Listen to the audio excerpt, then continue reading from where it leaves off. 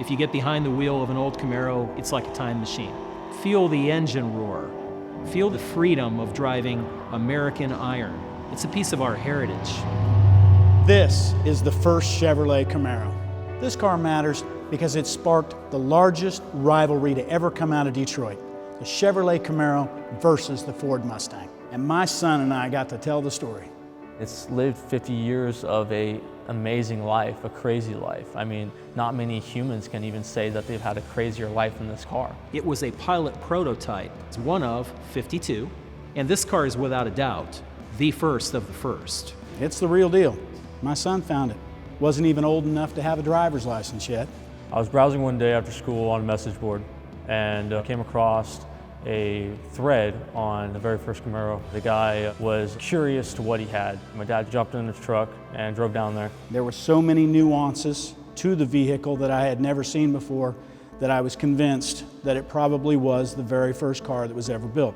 VIN number is the first thing you look at. You've got N100001. You know, I mean, it's not conclusive, but boy, it's a smoking gun. It's nailed right to the pillar with a couple of rivets, and those rivets remain undisturbed to this day. The reason that the car was on the message board was because a common insurance agent had the sense to say, wow, that's a lot of zeros. Are you sure you're not reading that wrong to me over the phone?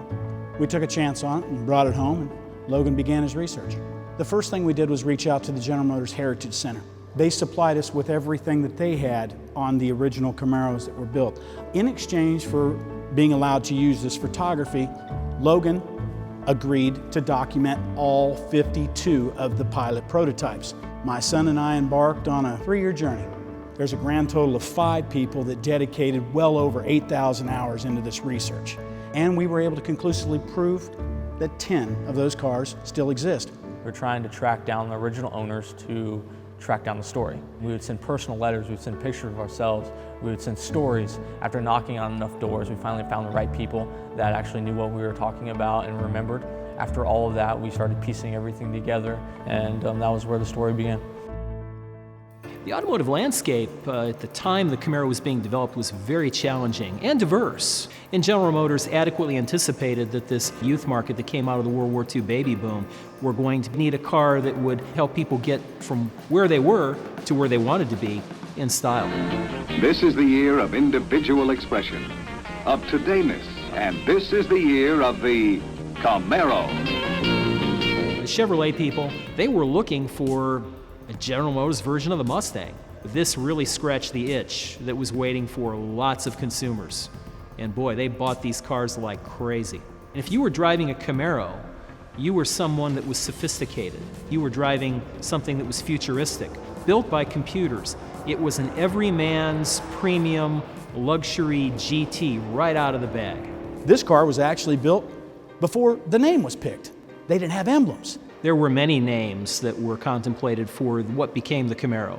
Panther, Commodore, Gemini, to name a few.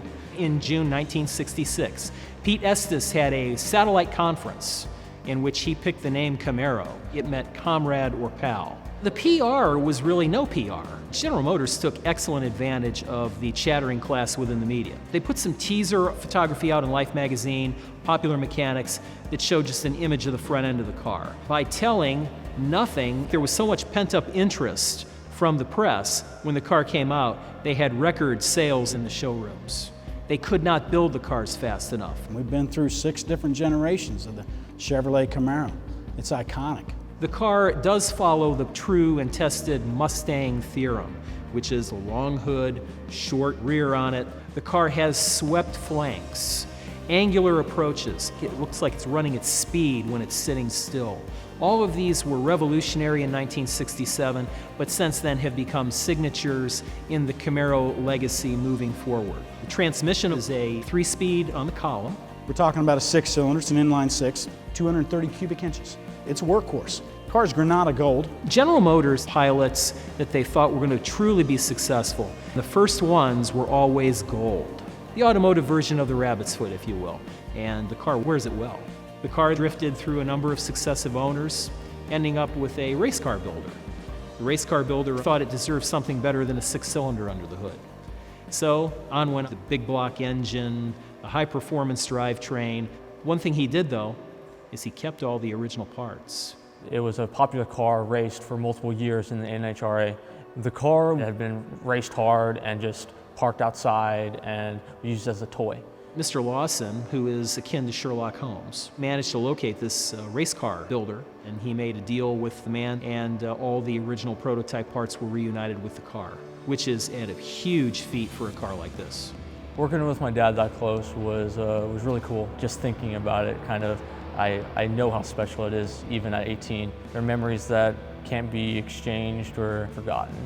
I love that my son and I did this. I care about the history. I care about that boy. This is a story that him and I and other people that we care about put our blood, sweat, and tears in because we wanted to save it for other people. I'm Logan Lawson. And I'm Corey Lawson. And this car matters.